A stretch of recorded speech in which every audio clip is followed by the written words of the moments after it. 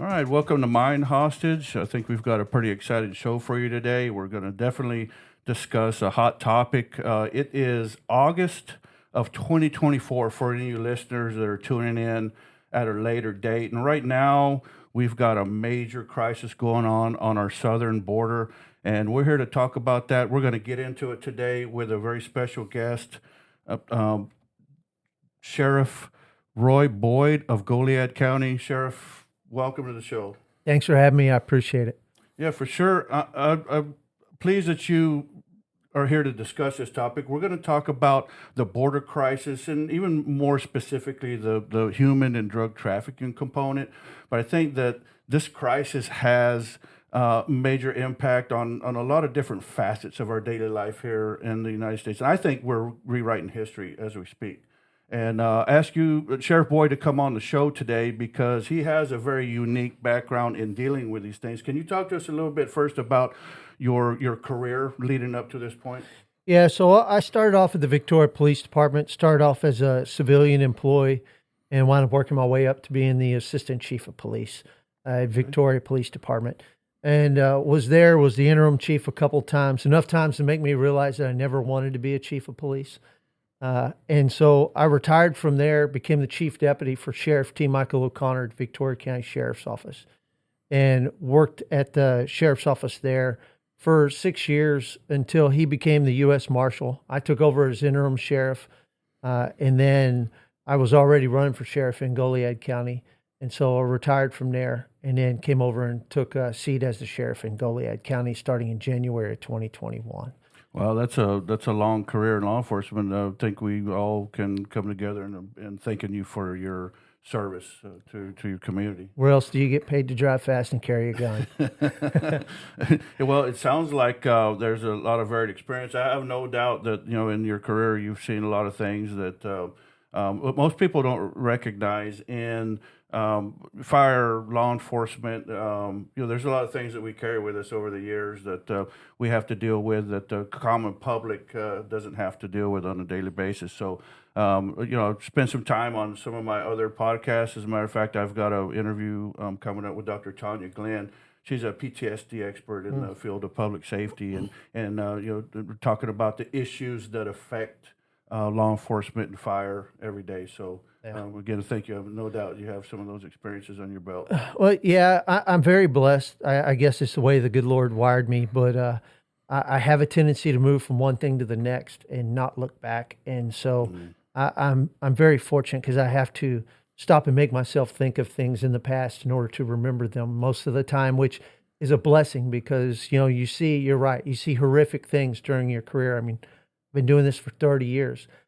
I've seen a lot of really bad stuff. But fortunately for me, it just doesn't seem to haunt me because just the way I'm wired. And everybody's a little different. That's a blessing. It is. It's very much so a blessing. Well, we talked about your law enforcement career a little bit, but specifically, since I've met you and become friends with you, you are now involved in what's called the Lonestar Taskforce. Yeah, we have the Operation Lonestar Taskforce that we formed in 2022 as a result of what was going on the border and how it was impacting local jurisdictions. So what do you guys do within that task force? What's the purpose of that task force? So I guess I'll back up just a little bit if you don't mind. Sure. So starting in 2021, when we took office, I came into this office here in Goliad County. In the first month being in office, I come in, gave me a brand new truck, had to get it outfitted with lights. I get the lights on it. The very next day, I had a complaint about people running the stop sign right here behind the sheriff's office. So I go out that morning, I make a traffic stop a local, rolling through a stop sign, tell them you can't be running it. So I come back around, I sit up. The next vehicle I go to stop is a Camaro, and I get in a pursuit. And there's like 14 to 16 people get out of a Camaro. I mean, they're stacked in there like cordwood. I wound up catching some of them, but not all of them. And it was a smuggling event that was driving right through town, right past the sheriff's office. And so we wound up arresting those folks, and we had Border Patrol come in. And from there, it took off. We were, at that point, once that happened, we were in pursuits 3 to 5 times a week with smuggling loads of of smugglers taking illegal aliens and bringing them from the valley, taking them up to Houston for distribution across the United States of America. And so we found ourselves chasing these people all the time. But remember, we're a small rural county. There's only 7,012 people in Goliad County. So there's only 1 to 2 deputies on the street at a time. And so we found ourselves overwhelmed very quickly. There's just no way to deal with it. You have almost 900 square miles of territory to cover. You have 1 to 2 deputies. When you get a bailout like that, when bailouts, when we chase somebody, they usually drive through a fence, go somewhere, all the doors open and everybody bails out, which is why they call it a bailout. And you'll have people running around all over the place. And they're pretty quick and they get off in the brush. So it sucks a lot of manpower up. So this was overwhelming. So Governor Abbott had a meeting with the border sheriffs, and I was invited to show up for that meeting. So I showed up, and we sat at a long table at the Capitol, and we sat down and kind of, the governor's asking us, what do we need? What's going on? So I explained to him what our situation was, and he said, well, what do you need? And I laid out a plan for what was needed in order to do something about it. And after the meeting, the governor sent somebody to come to me and go, hey, can you write a fiscal plan for how to make this function? Tag, you're it. Yeah, pretty much. And so I sat down and put together a document, sent it up to the governor's office. They accepted it, turned it into what's called the Operation Lonestar Grant. So then the governor gives us funding. I proposed a budget for the sheriff's office. I received everything that I asked for. I had it lined out to the penny. I don't need an extra dollar from the taxpayers that I don't need. And so we got it all lined out. He gave us the money. So I thought, we're fighting a huge battle. This is a transnational battle of good versus evil. And we will never be victorious if I sit on my own island in Goliad and pretend like the only thing I have to worry about is what enters my county. So I thought, well, let's bring some people together. So I called a meeting of some sheriffs, and we come together, and it started off with about 8 or 9 of us, and we formed the Operation Lonestar Taskforce.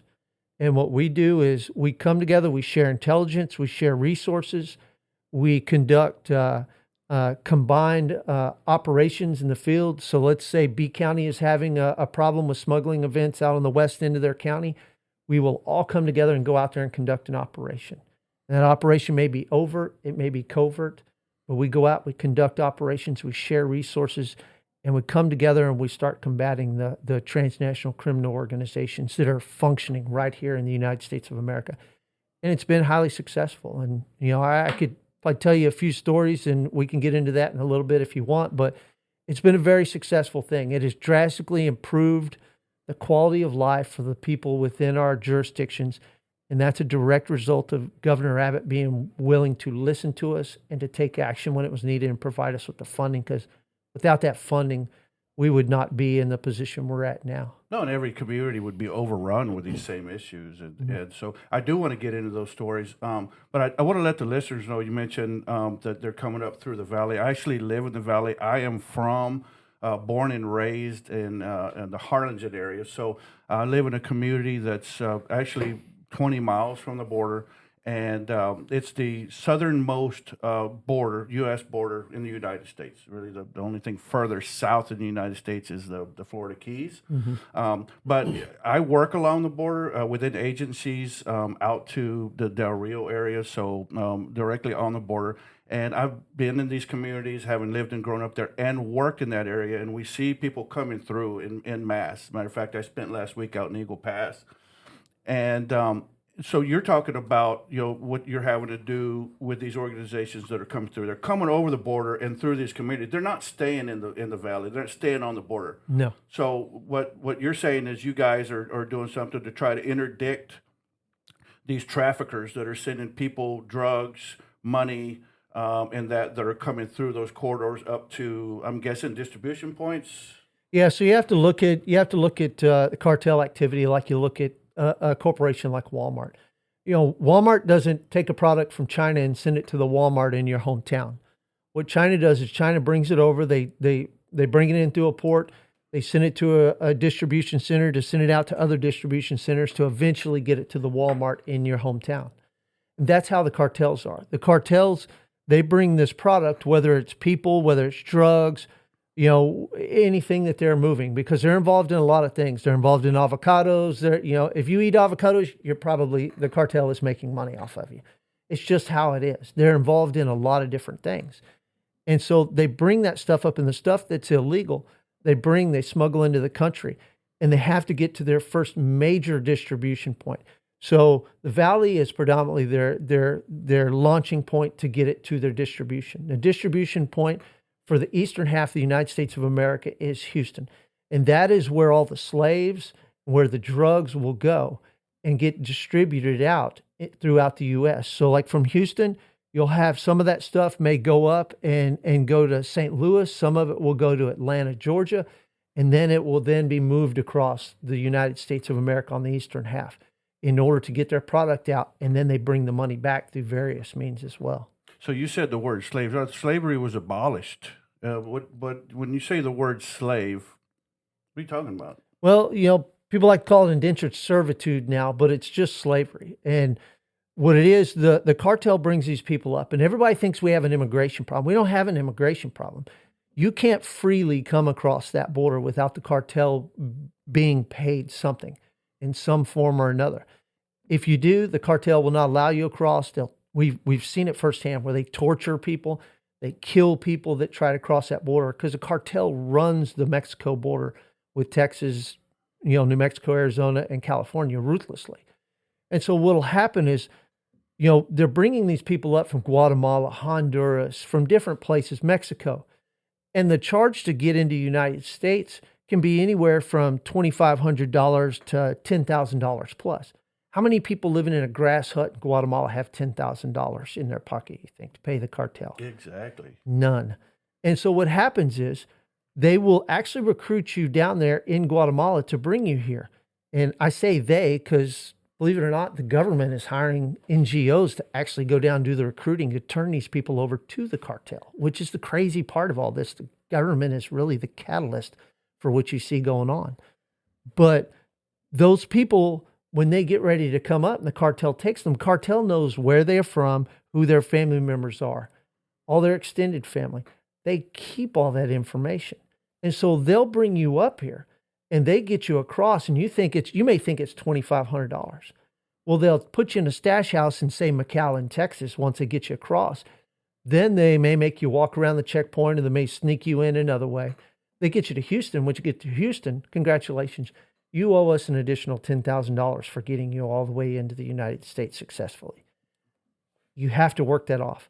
I have a letter from a sex slave house in Rockport, Texas that articulates that it takes 8 to 13 years to buy your freedom when you're brought into the United States. These people being brought in are not free. They either have to get a job and pay the cartel back, or their family down in wherever they're from, Mexico, Guatemala, Honduras, El Salvador, is then taken. They have a sister, they'll take her and make her into a sex slave in order to pay off the debt. They don't care. These people have no soul. They don't care what they do to other human beings. So you have to pay that debt off. Some of those people will be put to work in sweatshops. Some of them will be put to work into the illicit drug industry. Some of them will be the people that you see doing maid service at hotels. Some of them are working in restaurants, because slavery may have been officially abolished at the end of the Civil War, but slavery is prospering and flourishing right now to a much greater extent. Because what will happen now is, if I can come in, and if you own a hotel and you don't want to have to pay FICA, Social Security, and deal with the headaches of employees, you could come to me and say, hey, I need 5 maids and I need 6 groundskeepers and I need a maintenance guy. And I could say, okay, for this much money a month, I will supply you with that labor and those people to take care of that job. And you pay me. Well, what you don't know, or you may even know and don't care, is I have those people, there may be 15 of them living in a 1-bedroom apartment somewhere, and they're my slaves. And I am now making them go to your hotel and work. And I'm charging them rent. I'm charging them for food. I'm charging them for electricity. I'm charging them for water. The whole time they're being held as slaves. And I've seen this on multiple occasions. They're being forced to work to pay off that debt. And if they're lucky, at the end of 8 to 13 years, they pay off the debt and I let them go. But a lot of them aren't that lucky. Because if I'm a real sorry human being, which a lot of these people are, because if you're a slaveholder, you're a real sorry human being. When they get close to paying that debt off, I sell those people to somebody else, and they have to start that cycle all over again. And we have seen that firsthand right here in this region. And if they fail to comply. If they fail to comply, then, well, then what'll happen is I'll tell the other people that they're living with, I'm going to add some time onto you for his poor behavior and his lack of productivity, and you're going to correct the problem. It's the old cell boss mentality where you tell one inmate to fix the other inmate. And that's how they do it. We've seen that happen because we've actually had those people get stabbed and had those people get killed when we were in Victoria. And in the beginning, we didn't comprehend what we were seeing. And it took a while for us to understand the totality of what we were dealing with. And it was the slave trade. Looks like a regular street crime at first until you did. It does, because nobody will talk to you. Because if they talk to you, then their family back home has to pay that debt. And who wants their sister to become a sex slave? We've had people tell us that. Well, if I cooperate with you and I don't pay off this debt, my sister's going to be forced into prostitution, and I can't have that. And I can't blame them at that point. You know, that's the reality. There is no immigration that's taking place, or there's very little. It is slave trade. And if you go back and look at the hundreds of years of slave trade, African slave trade, and the hundreds of years that they brought slaves from Africa to the Western Hemisphere, somewhere between 10 and 12 million slaves were brought to the Western Hemisphere, with only 4% of those coming to North America. The vast majority, of course, went to the Caribbean islands where they died off of yellow fever on an annual basis. But on any given day today, there's an estimated 38 to 40 million slaves on the face of the earth. In one day, there's 4 times as many as there were over hundreds of years of slave trade. Now, of course, Africa has always been and will always be the number one slave trade continent in the world, because the culture in Africa between them and the Muslim countries are the main slaveholders, because that's in their religions. You're not an individual made in the image of God. You are a piece of property. And so that's how they justify it. And it's a cultural thing. But here in the United States, we're not supposed to think that way. So why are we allowing slaves to be brought into the United States by the millions? Well, for my friends and family and those folks who live in the northern part of the country, or even within our community that aren't aware enough to see what's going on, you know, and depending on what news outlet you watch or what articles you read, this is a humanitarian issue, the border crisis. And I don't think most people are aware of the power of the cartel. And by the way, it's not just people from South America that are coming across the border. No. What do you see in terms of people that are coming through that aren't the humanitarian component, that are coming across with maybe ulterior motives? Well, and I'll tell you, it's a humanitarian crisis in the fact that we should not be importing slaves. That's the real humanitarian crisis. No good, God-fearing country should be enslaving people. And that's what's taking place. That's the true humanitarian crisis. And so, but when it comes to the ones you're talking about, what really piques my interest is the fact that, you know, in Mexico, it's against federal law for a foreigner to own land on a river or a body of water. And so you have to be a person born in Mexico. But Mexico is now selling land on the Rio Grande to the Chinese. And the Chinese have been buying land in Texas, in Valverde County, that had been for sale forever and nobody wanted. The Chinese are buying it up. They're putting windmills out there, but they're also using it as a place where they can now sneak things across from Mexico unabated. Because, I mean, these places are remote and they're hard to get to. And so they have come in and bought the land. They now own the land on both sides of the river. And talking to Border Patrol, the people that China is sending here by the tens of thousands are not peasants. They are not the poor people. These are people with engineering degrees and chemistry degrees.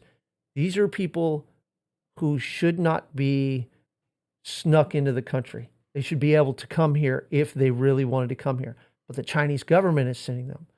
And the thing that we must remember is that historically, Mexico has always sided with the enemies of the United States. Mexico sees the United States as an enemy. In their version of West Point for their military academy, their number one thing that they press on is that the United States stole their land and is the enemy of the Mexican people and of their military. And so it makes it difficult for us to have a decent relationship because it's just not true. The results of the war are what they, are, but they teach a false version of history. And they teach their people that we are their enemy. And so always remember, Mexico sided with Kaiser, they sided with Hitler, they sided with the Japanese, they sided with Russia. There's a reason Trotsky died in Mexico. Mexico has always been a haven for communists because Mexico has always been a pro-communist country that is now actually, Mexico is run as a failed narco-communist state, is how the internal people in the federal government discuss Mexico. They can't say that publicly because of international law, then there's certain things we have to do. But Mexico is hostile towards the United States and its people. And we need to understand because they have been working very closely with China for a long time. It's so sophisticated that over 10 years ago, I was working with some colonels out of the Pentagon on border security matters. And they were explaining to me that the cartels had a war room in Mexico that rivaled anything that the Pentagon had. And if the cartels buy live time on Chinese military satellites, and down on the border, they will send maybe a 2-year-old or a year-old load of marijuana across the border, leak a tip to Border Patrol that that's coming, so that all the Border Patrol agents will go over and get that 2 tons of marijuana, and everybody pat themselves on the back. And they watch it live on satellites, Chinese satellites. And when all the assets are at that point, then they go around. They're sneaking in the back. They sent that, and China has cooperated with Mexico, and Mexico has cooperated with China for a long time. And so there's been times when China's had 10,000 plus people from its country waiting in Mexico to be illegally smuggled by the cartels into the U.S. But now China is basically doing away with the need for the cartels for their enterprise because they are now working with the government, have the land on both sides of the river, and are claiming their own sovereign territory right here along the Texas-Mexico border. Funny, I've never heard anything about that on the news. You'll never see it on the news. It doesn't, the news doesn't like to discuss in depth, what's actually going on. So you talked about China, South America. I have reports from people that I work with that there's other Middle Eastern countries, people from around the world that are coming in. And why are they sneaking in? Again, you mentioned if they come in through the door and they're vetted and come into our country, I'm okay with that. I'm okay with legal immigration. But why are they sneaking in the back door? Because they have malintent. A lot of the Middle Eastern countries are sending people in through Mexico because it is their goal to see us fall, to see us die. You have to understand what it is that they want. Just like when you look at Hamas, people, free Palestine, free Palestine. No Muslim country wants the Palestinians. No Muslim country will take them in because everywhere they go, they cause civil war and unrest. Look at what they did in Kuwait just ahead of the Iraq war. They're the ones, the Palestinians are the ones who caused the Kuwaiti-Iraqi war in the first place through the destabilization of Kuwait and working with Iraq to try to invade. The Palestinians are the ones who worked to make that invasion happen that then sent us over there to free Kuwait from Iraq the first time. And so these are things that people don't understand. These places like that, they want us dead. To them, we are the great evil. And they wish to come here and do us harm. If they wish to come here and work with us, they come through the normal channels. And like you, we're all for legal immigration. But the fact that you have foreign actors who see themselves as obligated to destroy the United States of America, this is how they get it done. Because they work off of the fact that our politicians are always playing upon the ignorance of the people of the country. And the fact that we now live off of sound bites and not the totality of information works to the benefit of our enemies and our politicians. That's literally crazy. And so I have a question for you. If these things that you're saying are going on, our government has to know what's going on. Our current administration has to know, yet they've got a most wide open border that we've had probably in the history of our country right now. So why isn't anything being done about this? Because it's by design. It is what the government wants. And if you don't think that, I'll give you a good example of a conversation I had with some of the heads of Border Patrol. So down in the valley, the Border Patrol, there was just, tens of thousands of people coming across at a time. They were being brought across, and what will happen is the ones that are turned over to Border Patrol, and you think, okay, they're turned over, they're set into the country. Now, the cartel has such a network; they know where those people go to. The cartel is actually directing where the people that our government had were being sent to, and so they would bring them across, but they were bringing them across in such overwhelming numbers. These people were, how to say, they were being brought across and they'd be processed by Border Patrol and turned over to NGOs, non-governmental organizations. And the biggest one is Catholic Charities. And so they were bringing so many across that Catholic Charities could not take them all in, because Catholic Charities would get paid $1,500 a day for every illegal alien that Border Patrol turned over to them to provide them with a hotel and meals and transportation to farther into the United States. So we're paying Catholic Charities to bring people into the country. So there was a meeting between the main nun who runs Catholic Charities down in the valley and the Border Patrol. And her complaint was, you're bringing too many people in. We cannot get these people distributed across the United States. We can't house them. We can't distribute them at the rate in which you are bringing them into the country. She's telling the government this. So what is the government doing? Instead of saying, wow, man, we're overwhelming, they said, well, I tell you what, if you can't process that many people, we'll call Lutheran Social Services and we'll offer them the contract. And the nun's like, hey, wait a minute. And they're like, hey, if Catholics can't do it, we'll get the Lutheran Social Services to do it. So then the nun said, give me a day. Catholic Charities went out, rented 2 more hotels, rented the entire hotels. And so then they're like, okay, now we have the capacity. And Border Patrol's like, yeah, we thought you would. I mean, this is our government threatening NGOs who are helping them by saying, we'll give your contract to somebody else. They're getting $1,500 a day to house these people. Now, what the evil part is Catholic Charities, all these illegal aliens are getting a Visa gift card that has money on it. Catholic Charities is then turning around and charging the illegal aliens the maximum legal room rate for the room. So the taxpayers are paying for the hotel and the taxpayers are giving a Visa gift card to every illegal alien.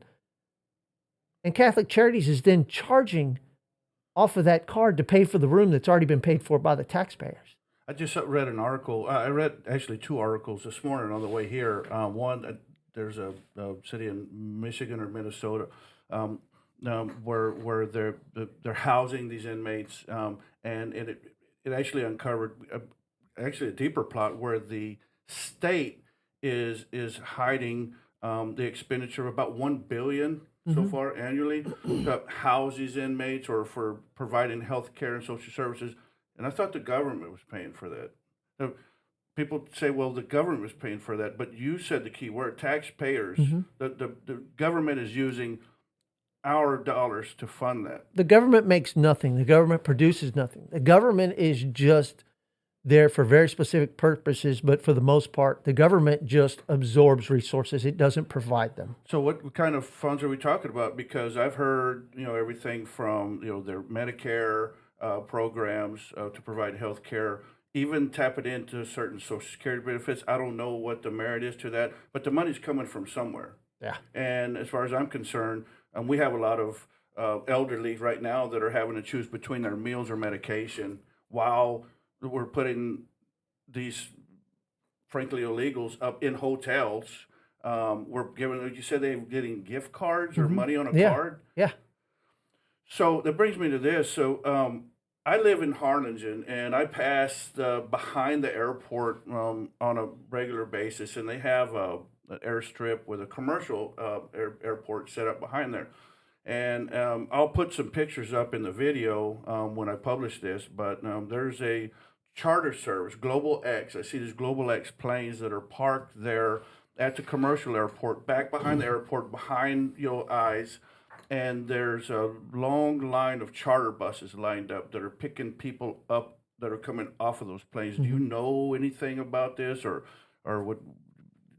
I understand this: the government bringing people in, skipping the border, and bringing them in, and then using these charter buses to distribute them. And I don't know about the one right there, but that exact thing is happening all across the United States. So starting in 2021, the Biden administration started going out and utilizing military runways especially to bring in illegals, put them on buses. The problem was the military people were upset and they were filming it with their phones. So the Biden administration started looking for more remote locations to fly people into. And they also started searching all the soldiers to make sure they didn't have their phones on them. Wow. Because they were putting out, and it was going on to social media, all these videos of just thousands and thousands of people being flown in and put on buses to bypass all of the process. And so that is happening on a large scale because they're not just flying them in here. They're flying them into Florida. They're flying them into West Texas, out in some of the old airfields that hadn't been used in a while, where they're out of the sight of the public, and they're distributing them. I have a friend that went to work. He retired in law enforcement and went for a short time, went to work for an NGO.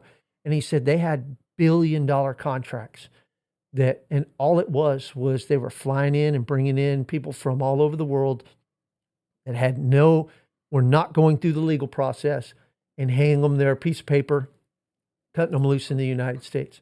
Because once they have that notice to appear paper for court, which that court date may be 10 years from now, which we're never going to see them, then they're untouchable as far as current law is. Law enforcement can't do anything about it. We don't have immigration powers. And the Biden administration has stopped ICE from conducting any sort of enforcement in the interior of the United States. So they've turned all of our immigration people into a welcome wagon to help bring as many people as they can into the U.S. And so the numbers that you see that the federal government puts out, like 2-3 million people, that's a complete, absolute lie. Because according to the upper management that I've talked to at Border Patrol and some of the people that have left because they're so disgusted, they believe that the real number of people that have come in since the Biden-Harris administration took office is somewhere between 40 and 50 million. And I believe it because the numbers are phenomenal. And the Biden administration has gone and they've taken all the resources to help count the gotaways away so that nobody knows how many gotaways there actually are. Not only do we not know the numbers, we don't know who these people are and what their intentions are. But always remember that in chaos comes opportunity. And that's what some of the politicians look for. They want the chaos because anytime you have chaos, look at the Patriot Act. Look at all the freedoms that thing stepped on, after 9/11. Look at how much of your information is now gathered and the government has direct access to without a warrant as a result of the Patriot Act. That was a horrible bill. But you know what? If we have another 9/11, do you think they're going to go, oh my God, we got to clean up the streets and get these people out of here? Or do you think they'll pass another bill that squashes more of your rights? That's what the goal is. The goal is to fundamentally change the United States from what once was a republic, because people don't realize it, but we're not really a republic anymore. We are more of a socialist state. We're closer to being 1950s Soviet Union than we are to being the United States when you really see the totality of what is going on. And it's mind-boggling and it's sickening. I remember when Obama was in office, we had something like this going on with Muslim communities. And now we have certain people within our government that are in those positions because we created certain voting districts with the migration, if you will, immigration. Isn't that happening now? Oh, yeah. Yeah. I mean, it's happened because, in the census, they were counting illegal aliens, so they've gerrymandered the maps to help out. I mean, you look here in the state of Texas recently, there's an investigation that the state attorney general's office is having because you had NGOs on DPS property registering illegal aliens to vote after DPS gave them their IDs and their driver's license. Why the hell is the state of Texas giving driver's license and IDs to people who aren't here legally? And why are we allowing a non-governmental organization to sit on state property and register people to vote that shouldn't be allowed to vote? This is a means by which to overthrow a republic in a quiet manner. Well, and that is what is happening. They're being effective. That's for certain. Yeah. And what I think they're being effective with is their marketing campaign, if you will, because of what we either show or don't show on the news, the media shows or doesn't show, or how it's spun, where people, particularly on the left, are in denial that this is an issue. So when you talk about the media, I just recently learned something that I thought was pretty phenomenal. I know that for years, when our government decided they didn't like a leader of a country and they wanted that individual to be unelected or overthrown, our CIA or State Department, people within our government would go to that country, would register and stand up, 100+ media outlets. And they'd all work out of a big office, but they weren't real media. But what they do is they register them as such so that they could write stories of influence and then flood the wire with those stories so that the media in that country would republish those stories and turn a lie into the truth. As Goebbels once said, even a lie becomes a truth if you tell it enough times. And our government was doing that in third world countries. Well, our government's doing that here now. Our government is now flooding the AP wire with the talking points of the Democrat Party to prevent anything else from getting out. So when your local newspaper or your local TV station goes on to their feed for news from across the United States or across the world, and they see the problem is they're getting hit over and over by the same talking points, which you'll notice if you watch TV from the left, they all use the exact same talking points. A lot of those talking points are the Democrat talking points that our government agencies are putting out on the wire as fake media outlets. And so they control the narrative. And so this is how a communist country is run. This is not how a republic is maintained. And if we don't wake up and something isn't done about it, and we don't have a change in this country, then we're going to find ourselves in a world hurt. It's straight out of the Communist Manifesto. So talk to me about crime, because, of course, the criminal activity on the cartel bringing these people in here, but we're putting a lot of people on the streets from MS-13 and a lot of other horrible gangs. And I read every day where there are major crimes. These gangs are taking over apartment complexes, and how crime has increased, yet we still have people on the left trying to defund our police departments. How are we going to manage that? How is it sustainable? Well, once again, they want it defunded because chaos creates opportunity for politicians. I will tell you that, in our county, our arrests, so during the Trump administration, the sheriff's office in Goliad County arrested an average of 77 people a year. In 2021, we arrested 252 people, all-time record for Goliad County. We thought, wow, that's a high water mark. We'll never see that again. 2022, we arrested 419 people. 2023, 482 people. We're on track to arrest 588 people if we continue on the trajectory for this year. That's crazy. But this is a small community. man, it's a county of 7,000 people. But the crime is coming through.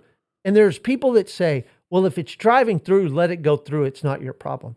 But that's a fallacy, because the drugs that come through us headed to Houston don't go to Houston and beyond. They also get redistributed back south. Just like the Walmart truck will pass through your town to take the goods to the distribution center, and then another truck will bring it back to your town, cartel operates the same way. And so we can't ignore crime because the destination is elsewhere, because we are also part of that destination. And so we've taken a proactive stance, and we've gone hard after transnational criminal organizations. And you've got the cartels, you've got their contractors, you've got subcontractors, and they're very compartmentalized. But we have gone after, we interdict them, we investigate them, and we conduct long-term investigations, and we go and we serve the warrants and take them down and prosecute them in order to dismantle the organizations. And we've been very successful at it. And as a result, because of our hard stance of throwing the bad guys in jail whenever we catch them, our burglars are down 55%. Our assaults are down 40%. All of our victimization crimes in this county, where a crime that directly victimizes a citizen of this county, is down drastically. And that's because of the methodology we've employed in law enforcement. And the problem we're having in other towns is that they are not doing their jobs. They are not going out, they are not targeting the bad guys, and they're not putting them in jail. If you will make a strong stand and you will stand behind that and make things happen, and you put the bad guys in jail, then you won't have as many victims of criminal activity in your county. And that's the philosophy we're operating by. We make a hardline stand. That's why places like Houston and San Antonio are overrun, Austin as well, because they have no real law enforcement presence there. Because The police departments are held back by the politicians, and they usually have leftist sheriffs who are too busy either trying to get themselves a federal appointment or trying to placate their Democrat masters instead of serving the people that they're supposed to serve. Because public service has lost its way. Law enforcement many times has lost its way. And the people don't understand how their government works, which has allowed the government to lose its way. But the term public servant comes out of the book of Matthew, chapter 20, verses 25 through 28, where Jesus called the group together and said, with the Gentiles, their rulers lord it over them, but not so with you. For whoever wishes to be first must be last. Whoever wishes to be your master must be your servant, just as the Son of Man did not come to be served, but to serve and to give his life a ransom for many. That's where the term public servant comes from. Our founding fathers said this is the principle upon which our government should operate. But we've forgotten that. So I saw a clip of a local sheriff, if you will, speak at the DNC. Yeah, Salazar. Stated that the border's secure and that Kamala Harris and the administration has done everything to shut the border situation down. Salazar's full of crap. And Salazar doesn't do his job, or San Antonio wouldn't be the hole that it is right now for crime. Because, one shopping center near downtown San Antonio at one point was having 10 to 15 trucks a day stolen out of the shopping center. We were recovering some of those trucks in our investigations of cartel activity. We actually called up there and said, hey, you guys, we keep recovering trucks from this one shopping center. They're like, yeah, we're getting 10, 15 a day. We're like, why don't you set up and do something? Let's go grab them. Nah, we got other things to do. That's the mentality that you have with people like Salazar. That's the mentality that we're dealing with. He has been trying, ever since the Biden-Harris administration took office, he has been trying to get himself a federal appointment. And he's been their hey boy ever since. I'm nobody's hey boy. I don't care who you are. I serve the people of this county. And by God, you can love me or you can hate me. I'm going to do the job that I was elected to do. And if I do a good job, then they'll reelect me. If I don't, well, I guess I'll go to work for Tractor Supply or something. Well, good for you, and thank you for that. We need more integrity like that. So I have a unique perspective. I've been a victim of some of this violence. Back in the mid-1980s, I actually became a victim of violence from 4 individuals that were here in the United States illegally. And they actually left me for dead. I was stabbed 7 times. And they left me for dead and fled back across the border. And what scares the pants off of me right now, and seeing the increase in crime beyond where it was at in the mid 1980s, is the people that are coming across the border. The people that are in these gangs have no soul. They have no conscience. And I talk to friends of mine who are in all levels of law enforcement, from federal agencies down to local agencies, and even serve in corrections, that have to deal with some of these people every day.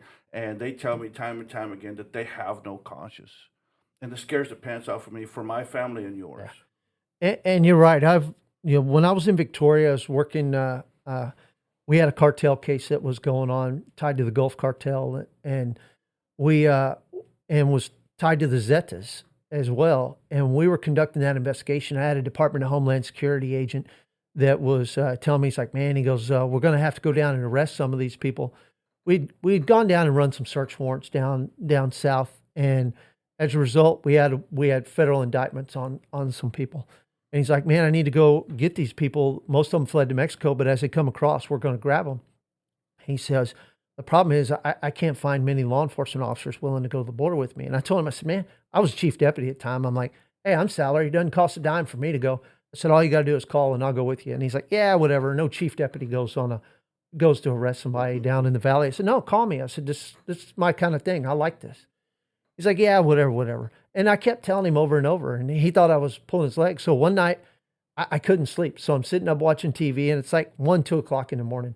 And my cell phone rings, and I pick it up, and it's him. And I'm like, hey. He's like, you answer the phone? I said, yeah, I'm sitting there watching TV. He goes, one of our guys is coming across the border. I said, well, okay, I'll drop you a pin in my gate. Come pick me up. Let's go. And he's like, really? You're really going to go? I said, I told you. I said, this is what I get paid for. I said, and I'm salaried, so we don't have to pay anybody overtime. I can go. It's free. Let's go. And so he came pick me up. We went and picked the guy up. The next thing you know, we're down there picking up sicarios. That's what we were after. We were after the hitman. And you're right. You deal with these people, and most of them have no soul. And a lot of them live here. They have ties to Mexico, but they live here. And they were working construction jobs during the day and killing people at night. They were welders, helpers on pipelines. Regular people. Man, we arrested one. We got him. He was working on a pipeline in front of the federal prison that we wound up taking him back to. That's nuts. Yeah, we arrested him a few miles from his job site, and his job site was 500 yards from the prison we had to take him to. That's crazy. And so, but you're right. There's the level of violence and the brutality is something that you can't really show or discuss without getting absolutely censored, because think of the most brutal way to kill a person you could ever imagine, and they've done it. I mean, and it's happening every single day. Mexico has half the population of the United States. It has twice the reported murder rate, and the Mexican government estimates that only 1 out of 10 homicides is ever even reported in their country. That's phenomenal. On that note, I want to get a little bit into how these cartel influence even local towns, cities, departments, and agencies, particularly along the border. I talked to a lot of friends about that, and I know people on both sides of the fence, if you will. Yeah. And it will boggle people's minds to know the level of influence that these people have within our communities. Can you talk to that? Yeah, because when you're talking about organizations that make billions and billions of dollars a year, and so their reach is phenomenal. So usually how the influence will work, when you're in the Valley, it's a little different. The Valley operates different. There's a couple of ways that they will exercise influence. One, they may come to you and offer you money. You may be the patrol sergeant on shift that night, and they may say, here's $5,000. I need you to pull everybody that's working tonight, have an impromptu shift meeting behind the Walmart or the Target or whatever. Get everybody off the streets between 1:30 a.m. and 2 a.m. That gives them the window to get, whatever it is they've got coming through. And so you've pulled all the resources, all the police officers off the street as a shift supervisor. You got $5,000 in your pocket, and that's all there is to it. And they're slipping right through. And that happens. Or they pay off the chief of police or the sheriff. And we've seen that. There's a lot of corruption takes place down in the Valley because the money is big. But the other side is this. I've talked to officers down there on the border who tell me that the cartel has people assigned to follow them on their days off and on their days at work. And they may go outside to go to work today, and there may be a brown envelope underneath the windshield wiper of their car. And they open it up, and it's a picture of their kid at the playground at school. And it says, don't be working, highway, 77 or whatever roadway, between this time and this time today. And that's it. And that's their way of letting them know that they know everything about you. They know your family members. And if you go out and you find that, then they know how to get you where it counts. Or it may be, you knock down a load and now there's a picture of your kids. And it's, this will be your last warning. That kind of thing. And they mean it. Yeah. Because your family will disappear. Nobody will ever see them again. And so I feel sorry for those. I don't feel sorry for the people that just take money, but I feel sorry for the people who are intimidated, who are trying to, because no matter where you go, there's always good and evil. And I believe it, no matter where you go, most people want to do good. There's always some that will do evil. The people that want to do good are being held down by the evil, because the evil down there is so pervasive, because the cartel is right at their doorstep and intermingled within their communities. They're there. But they're not just in the Valley. To a lesser extent, they're everywhere. The cartel has a presence in every county in the United States. Whether it be a contractor or subcontractor, they have people that are reporting back to them and giving them information. They know what's going on. But not only that, they have people in the United States that are standing up what look like legitimate businesses, and they are funneling drugs, slaves, and money through those businesses. They're laundering money. They're moving drugs. They're housing slaves or moving slaves, and they're moving them through the businesses. Now that legitimate business now, if it's big enough, gives them the opportunity to donate to political candidates, gives them the opportunity to donate to lobbyists, to give money that is then used to influence. The cartel has wanted the legalization of marijuana in this country for a very long time because it then brings more opportunity for them. The legalization of marijuana in the states that have legalized it has been a huge boom for the cartels. Excuse me. It has given them an outlet to sell marijuana under the cover of legitimacy while doing it illegitimately. It has also provided them with a newfound opportunity to take over national forests in the United States and Canada and conduct huge marijuana grows on public land. And they do not tolerate trespassers. That's mind-blowing. Yes. There are places in Canada where the mounted Canadian Royal Police have not gone off into the mountains in over a decade because Mexican cartel presence is so strong and they outgun the federal government in Mexico. Same thing is happening in California right now. There are national parks in California where citizens are told, do not go in those mountains, you will not return. Because the cartel controls those national forests. And our government knows it and allows it to happen. That's an amazing amount of influence. It's an amazing amount. But you have to also remember, the cartel owns car dealerships. The cartel owns large manufacturing. They have to diversify their portfolio in order to launder money, in order to be able to use some of it as legitimate revenue. In-tow cars. You see those in the valley where they have the car attached to a car, attached to a car. Too many. That's money laundering for the cartel. What the cartel will do is they may be in Tennessee, they may be in Georgia. They'll take a certain percentage of that money they have from either slave trade or from drug distribution, and they will go and they have people buy those cars at the auctions. They have people drive those cars to Mexico. Then they sell those cars to legitimate car buyers in Mexico, and now that money is washed. And that money is clean, and they can use that as their legitimate money that they don't have to hide. Wow, there's so many layers involved. It's an onion, and you will peel it, and I guarantee you, I can't comprehend all of it, but after 30 years of law enforcement, I've seen quite a bit. And so I know a lot of their business model, but I will not sit here and tell you that I know it all, because what I know is probably a thimble's worth next to the Gulf of Mexico, because the complexity is phenomenal of what the cartels do. Those guys are ingenious. When it comes to business, they may have no soul. They may kill you for nothing, but they have a heck of a business model. So a couple things I want to get into before we wrap up.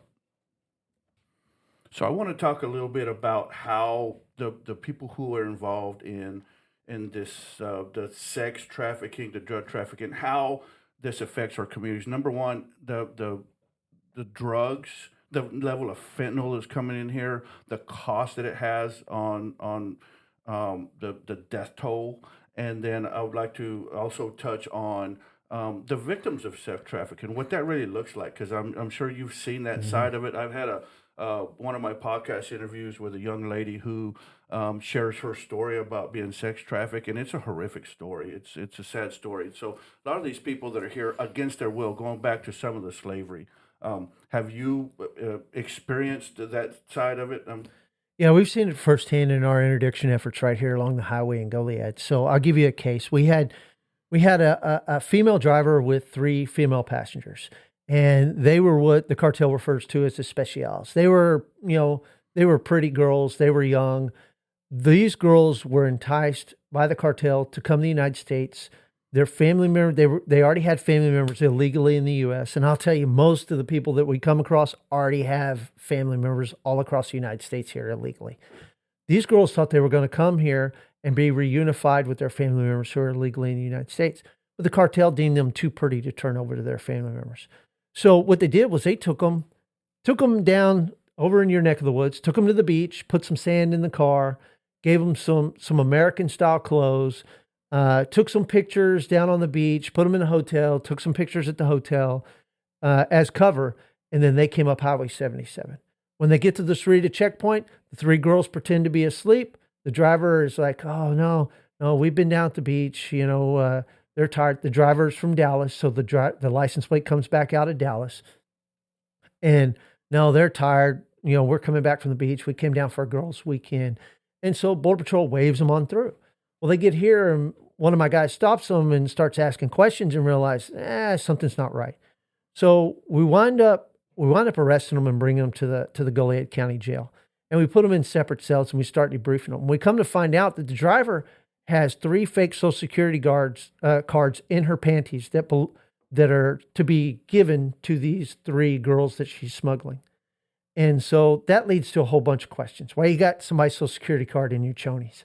So what we find out is these girls, thinking they're going to be reunited with their families, were actually being taken to Chinatown in Houston to be put into forced prostitution because they were too pretty to reunite with their families. Because if you're good looking, they're going to put you into prostitution.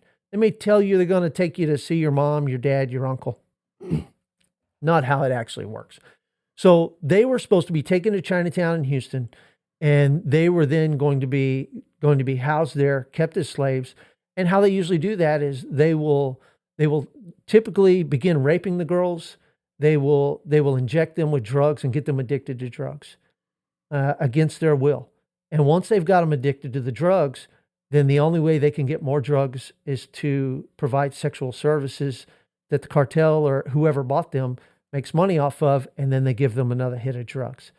So they cause this vicious cycle and destroy these women's lives. And these were 3, young girls who you could tell that they wanted to come here to be reunited with family members. They were not thinking they were going to wind up sex slaves in the United States of America, but that was their destination.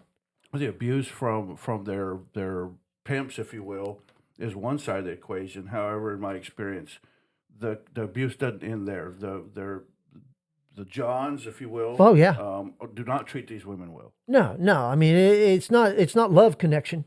These are a bunch of filthy people trying to get their rocks off. And there's a lot of weird people in this world do some really strange stuff. And these prostitutes aren't seen as human beings by these Johns. They're treated, to whatever horrific thing that these people wish to do to women. And it happens over and over again, because that's the thing about it. That's why slave trade is so profitable. I can sell you methamphetamine one time. You're going to smoke it. You're going to inject it. It's going to be gone. I can sell a human being over and over. And if it's a sex slave, I can sell that person 10, 15 times a day. And that's what they're doing. So can you imagine? You go from being a 19-year-old girl in Mexico, and you're going to go to Indianapolis, and you're going to be reunited with your family.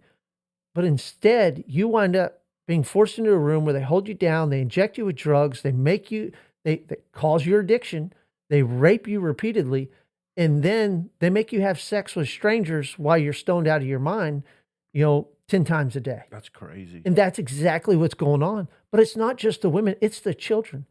I've got a friend of mine from Border Patrol who worked in a processing center.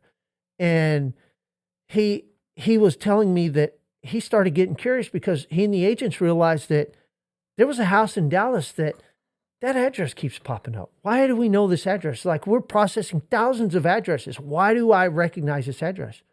They looked in the system. Our federal government sent over 600 children from third world countries that were being fostered in a 3-bedroom, 2-bath house in Dallas. They sent 600 kids there in a matter of 2 years. Those kids are not there. Those kids have been distributed as slaves across the United States, probably as sex slaves. So they're not being adopted by these people living in this house are not adopting these 600 kids. That is just a way of getting them into the slavery system. And that's what they've been doing. And it's phenomenal because it's, our government knows it, and yet it's still happening. So what are these people doing with these children? They may be having them work in a sweatshop. They may be selling them on the black market to other third world countries. They may be sending them off because, believe it or not, there are resorts in some countries, especially across Asia, where people pay money to go to the resort and have sex with small children. It's disgusting, but they do it. So some of these kids may have been shipped off there. Some of them are being held as slaves, sex slaves, right here in the United States. And that's what's happening to them.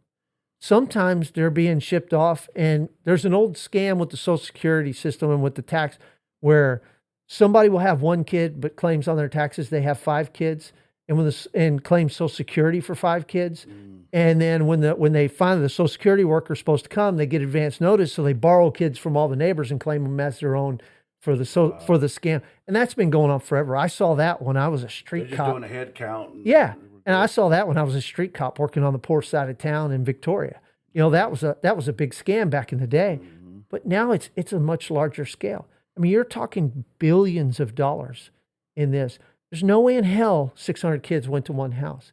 Those kids were released and they got distributed as the cartel saw fit. The cartel either sold them or kept them as their own, one of the two. That's crazy.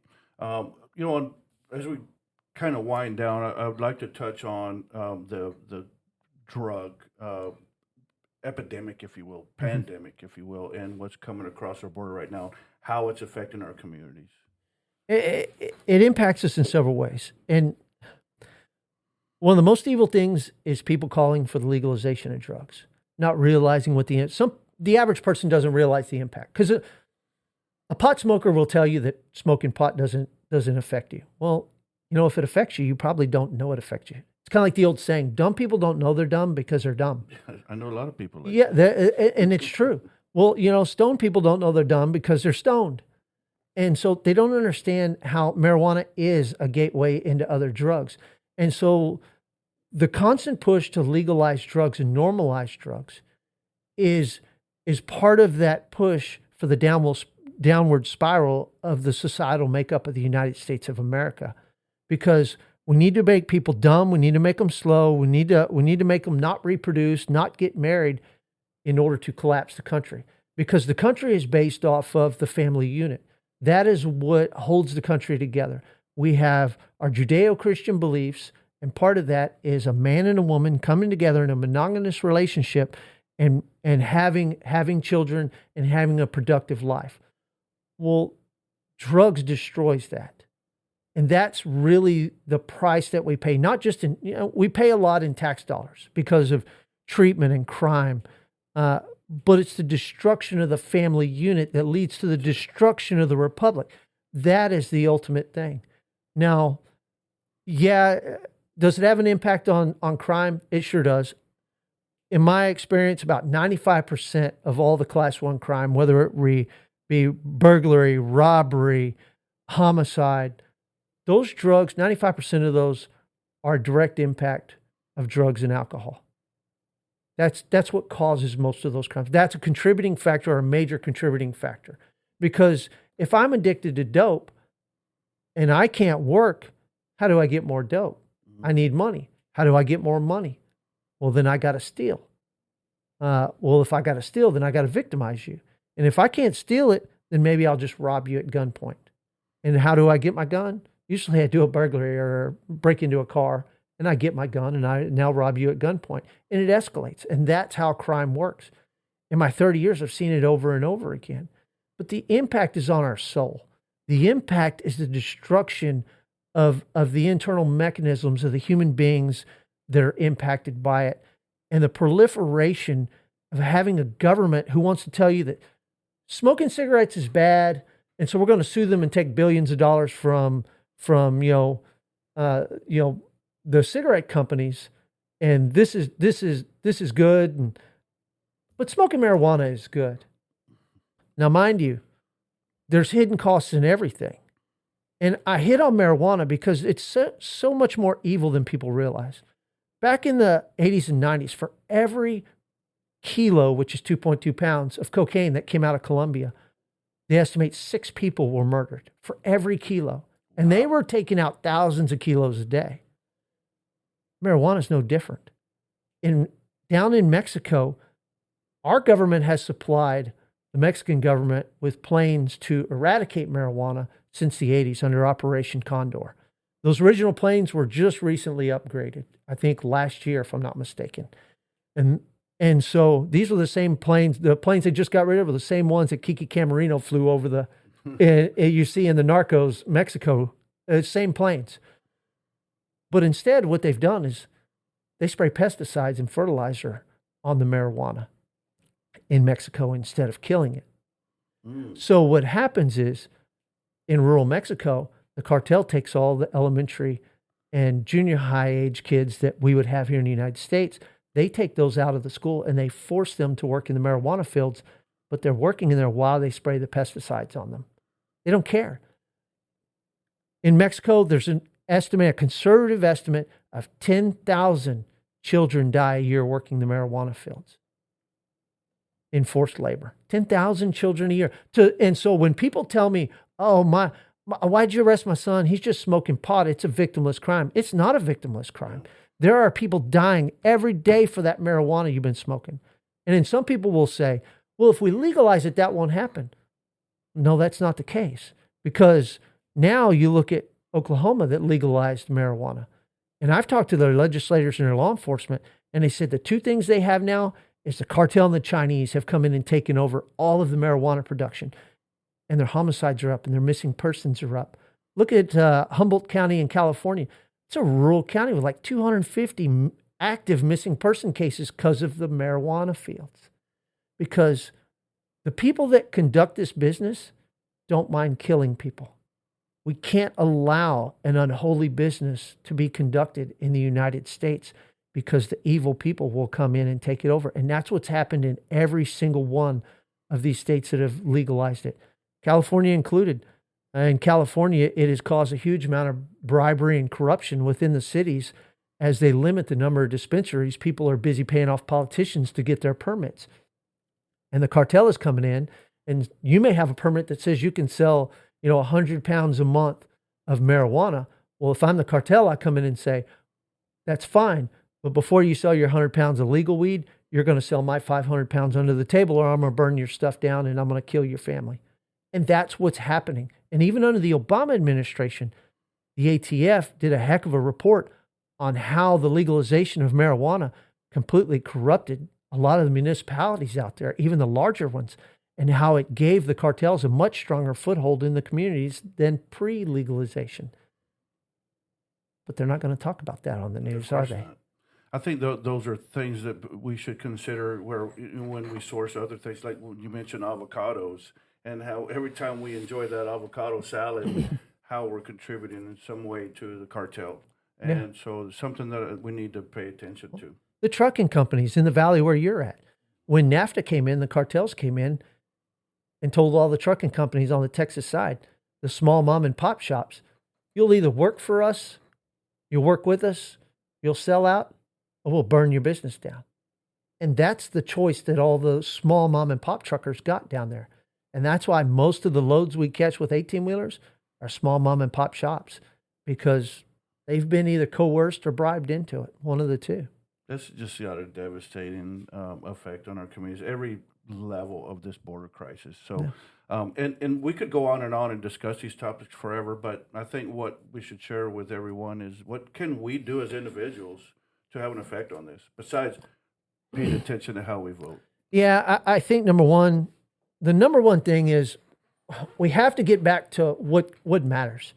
So when George Washington was sworn in as the first president of the United States of America, the first elected president, you know what book in the Bible he put his hand on? Deuteronomy 28. The blessings of a nation that follow the laws of God and the curses of a nation that fail to follow the laws of God. That's powerful. And he put his hand on it for that reason. He said that we will be a godly nation that has Judeo-Christian values, and our government should be operated with the understanding that the people are superior to the government, because authority is issued by God to the people, who then temporarily grant it to the government as long as the government conducts its business in a manner in which the people see fit. We have to get back to living in the first half of Deuteronomy 28. We have been living in the second half of Deuteronomy 28 for too long. You've gotten so far away from that. And we are now in the book of Ezekiel, where God is, we're being smited slowly.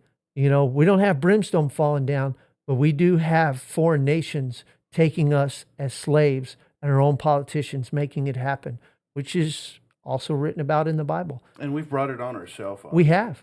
We have brought it on ourselves by letting the left come in and infiltrate our education system, our economy, our government, and go in and do the things that have helped to bring us down. And the problem is, you can't have a communist state without a complicit media. And the media is complicit in helping us transition from a free state to one that will eventually become a totalitarian dictatorship or something similar to that. Unfortunately, it is what it is. And the more I work with the federal government, the more I deal with people higher up in the government, the more I am convinced that we are a lot farther along in our transformation from a republic to a communist state than I ever thought we were in the past. I know it's just frustrating for me, especially adhering to old school values and having some moral and principle in everyday life and having to deal with people that don't always share that.